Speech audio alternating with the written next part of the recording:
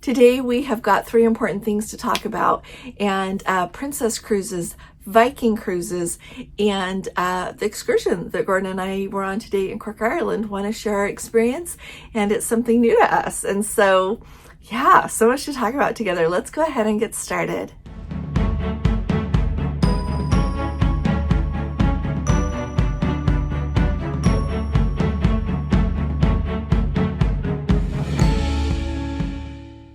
Hi there, this is Allison with Let's Go Travel Tips, and today is Friday. It is August 15th of 2025, and if you haven't subscribed to our channel yet, will you please go ahead and click on the subscribe button, and if you appreciate my updates, please be sure to give this video a thumbs up. Now, I want to start at the very top and let you know about the excursion that we took today. We're here in Cork, Ireland. Last time we were here in Cork, we went on an excursion to see the Rock of Cashel, the V, which is a beautiful, beautiful area here in Ireland, as well as the town of Lismore. We had a splendid day. It was pretty much an all-day long excursion, and it did not disappoint. It was fantastic. So you can choose that excursion if you want. Look at our videos in the past if you want, or Gordon will link one showing you what that kind of looks like. But today, here in Cork, Ireland, you can go see Blarney Castle and kiss the Blarney Stone if you would like to. This is the port that you do that from. And so that's the excursion that we chose today. And so off we go. We get out there to Blarney Castle. This is really funny. I've seen pictures of Blarney Castle, but somehow in my mind I thought it was going to be bigger. It's small as castles go, in my estimation, but it's beautiful, absolutely beautiful. And one thing you don't always think about when you go to Blarney Castle is how extensive and beautiful the gardens are. It is a really nice place to visit. If you lived here, you could spend a splendid entire day there. So we were there for 2.5 hours was how long the excursion gave us time on our own, and you could walk around the gardens, you could go to the gift shops, you could be in the line and go up and kiss the Blarney Stone. A few things you need to know about that. You have to lean backwards, and they do hold on to you so that you don't fall if you would like to kiss the Blarney Stone. It's never been anything on my bucket list, so we did not kiss the Blarney Stone, but we had a beautiful day there at Blarney Castle. Our tour guide was very, very, very incredibly clear on what time we needed to be back to the bus. He said the bus driver will be opening the door by 11:45, and we need to be leaving the parking lot by 12 o'clock, because today is one of those days that the buses ran a tour, came back to the port, and picked up another group of people to go do that same excursion again. And they had to be able to pick people up on time to get them back by all aboard time. And so we got back on the bus maybe about 10 to 12. I like to be early for things like this, and sat there, and time kept going by, and we kept missing 5 people. 5 people didn't come, and I could tell the tour guide was getting a little bit antsy by the time it's 12:05, and he had been so clear about where we would be parked. It wasn't hard to find where we were parked because there's so many buses, and we really needed to be leaving by 12 o'clock. At 12:14, we left the people. He went back in. I noticed they have this huge Blarney Woolen Mills store, huge store, and a beautiful store to visit. If you're there, go in and see if you find something you want. But I heard them announce over the loudspeaker during the time I was there. They said, if you're on purple, if your sticker is purple 6, your bus is waiting for you. Get out there. And so I am sure he had that announced because he was gone long enough to do that. But they never came. And so off we went. The poor, I could tell he wasn't very pleased. He was upset about leaving people behind, because he said, in all these years, I've never had to leave anyone behind, but their schedule is so tight. He called his boss. His boss said, yeah, leave them behind. And mind you, number one, these people are all adults, so they can be in charge of themselves. And the second thing that I think is important is we were right there. There were taxis. You can call an Uber in Ireland. It's not hard to get transportation. They're about a half an hour away. And so, we left people behind. Interesting thing, the people sitting behind me, they were talking it over. Gordon and I were sitting there, and I was listening, because they're like, yeah, I never thought it mattered to get back late, but They will leave you, and you know what? They will leave you if they need to. So pay attention to where you're supposed to be when you do an excursion. And I saw other things on the bus and in the course of my day that I could do a whole nother video about what to do and what not to do on an excursion. Now remember that they will leave you behind if you are not where you're supposed to be on time. So earlier this week, we let you know that the Queen Anne Cunard ship is going to start charging for entertainment. And I said, you know what? People are going to be paying attention, the cruise lines, to how this goes and whether or not it's successful, how this works out, and then they're going to decide what they're going to do.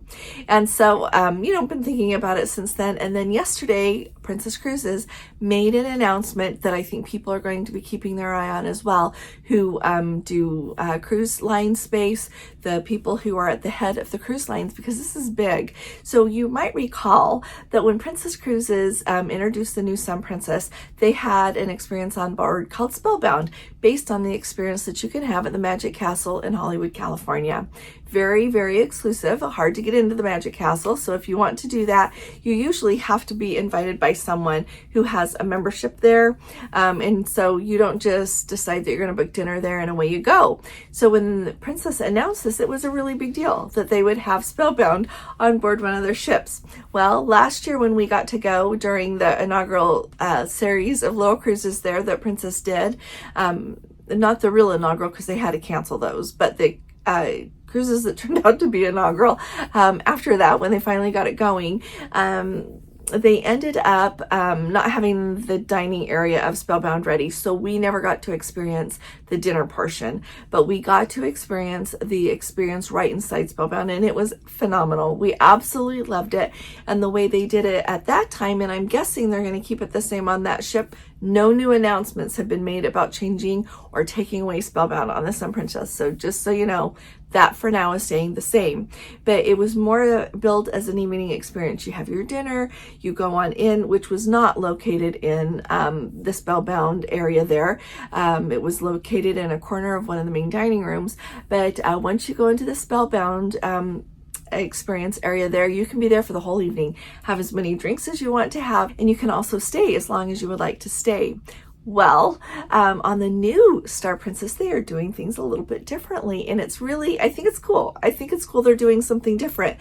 But listen to everything I tell you and tell me if Princess is now charging for entertainment, okay? Because I think they are. Because with the other one, you got dinner too, and it was more of an evening, I feel like. I don't know. Tell me what you think though. So what they're going to start doing is having 3 shows every evening. And so if you want to book one, there are going to be 3 different times, but how they are changing it is from what I can tell, it's not even going to look like the Spellbound does inside the Sun Princess. I think this is going to be a whole new experience. So if you've been on the Sun Princess and you love that Spellbound, you're going to want to go to the Star Princess.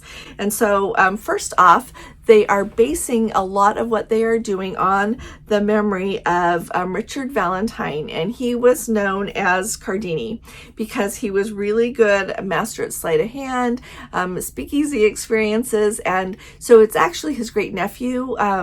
His great nephew's name is Randy Pitchford, who is the owner of the Magic Castle in Hollywood right now. And so this is a really special way of doing the Spellbound on the Star Princess. So what I want you to know about it is they are kind of breaking it up into different experiences. When you go in on the Sun Princess, you went into the area, you go in, they've got the piano that plays, then you had a large bar area, lots of seating, you could go watch the magic show if you wanted to, and then other than that, you just sat there, kind of watched and make cool drinks at the bar, and just enjoyed being in that area. But now they're changing it a little bit. They're going to have several different whimsical areas, they call them, have been unveiled, and it's going to include a whimsical ticketing booth, a mysterious inner circle, the enchanting Cardini bar, and a behind this curtain backstage area, and finally a place called the Peacock Theater. And a few pictures of the place were released with the press release, so we're sharing those with you here. But it says that each base is richly decorated, and just a really special thing. So I'm excited to go see it when we're on the Star Princess.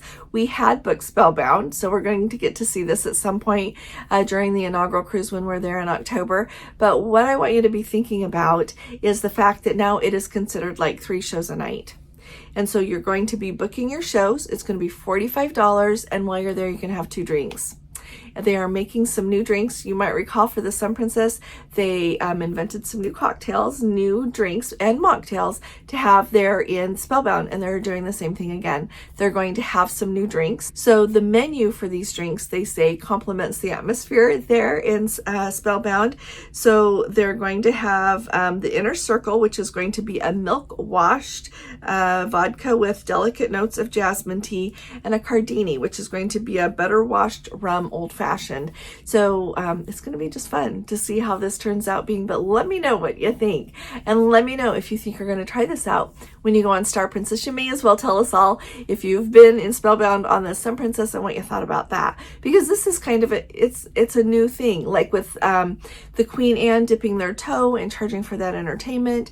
What Princess has done with the Magic Castle is something really brand new. Nobody has done that before. So you can see how the whole cruise experience is changing. It's changing a lot, and I've been thinking about that a lot lately. So we'll talk about that a little bit more when in another video another day. But it is really big when they try to draw more very unique, one of a kind, can't do it anywhere else in the world, experiences on board a cruise ship.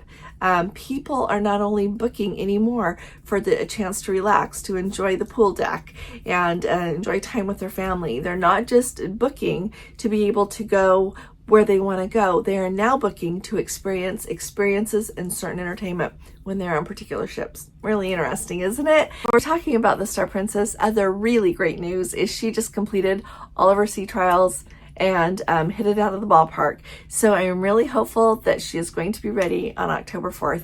Everything is pointing to her being ready on October 4th, so we're excited to get to try her out. So we need to talk this over, because you have to think about how you're going to manage these things if it happens to you. So in the Atlanta area, there is a couple who booked a Viking cruise, 14 days on the river. They were going from Amsterdam down to Budapest in Hungary. And so they start off on this cruise, and they are there when Europe is experiencing this unprecedented heat wave. It is really hot in Europe this summer, and so much is going on. We can talk about that another day, but it's very hot here in the United Kingdom. Today we're in Ireland, really hot, unseasonably hot. So there they are. They get on the ship and the air conditioner is not working. And they also point out they feel like a lot of people are coughing, and which I don't think the cruise line can fix that. They just pointed that out, that they didn't like that. So anyway, 5 days go by and the air conditioner is not working. They tell you, don't open your windows or your doors in your cabin, because you're going to get a bunch of gnats in. So here you are in this stifling hot cabin. It takes them 5 days to move you to another ship. They don't move you to another ship because of the air conditioning being broke. They move you to another ship because the water levels are too low. That's one of the ways they manage that. Once cruise lines cannot control water levels. And I can only imagine that the water levels are low because of the heat. At any rate, so they get on the new ship. The air conditioning is broken on that ship as well, and they have a leak in their cabin. The ceiling has a leak. And so there they are, so hot. They end up getting sick and ended up having to stay in that cabin. 87 degrees is how hot it was in their cabin. So they get home from their cruise, call Viking and say that was completely unacceptable. They paid almost $24,000 for that cruise. And so they get home, and all Viking will say is, we'll give you $1,000 towards another cruise. So of course they call their local TV station to get, kind of some help with that. The people that track down and try to get people help when they feel like they've been treated wrong. And to make a long story short, once the TV station called, Viking called the couple and made a deal with them. But part of the deal was they had to sign a non-disclosure. And so nobody really knows what they got because of this situation. but it begs a discussion, I think, to think about. First of all, one thing I learned from doing that is they immediately, the couple reached out when they weren't getting what they wanted. They reached out to the CEO, and they didn't really get any solution that way. Sometimes it works to reach out to the CEO, and sometimes it doesn't. So it's worth a try.